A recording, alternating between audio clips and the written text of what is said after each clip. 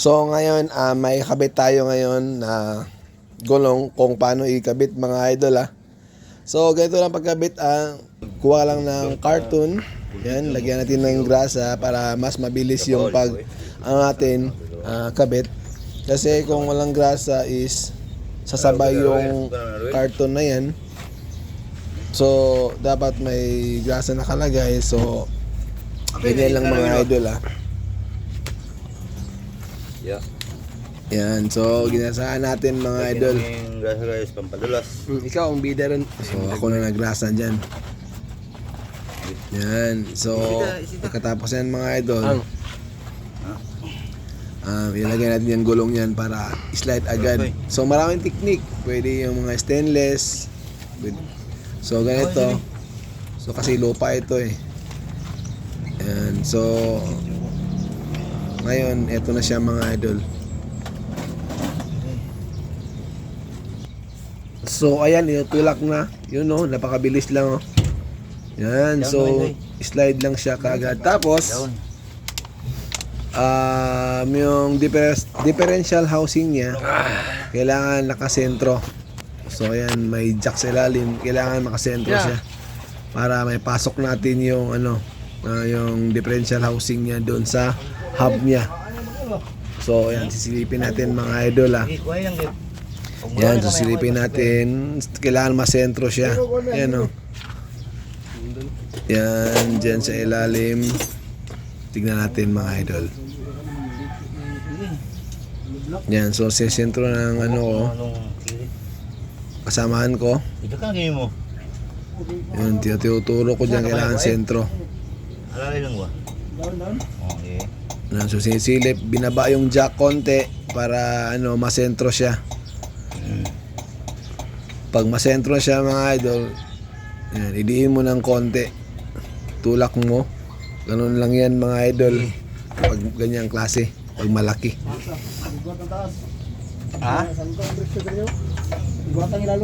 Yan so sentro na siya. So pag nasentro na siya, ayan, saka natin itulak.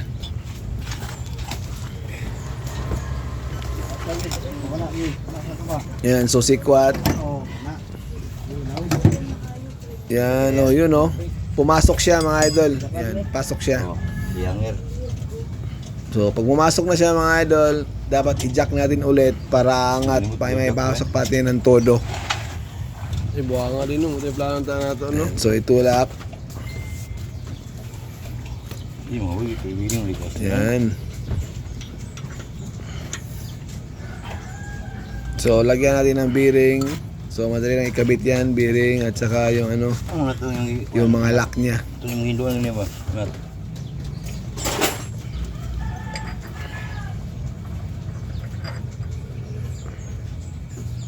Yan, so i-lock na siya. Is lagyan ng nut.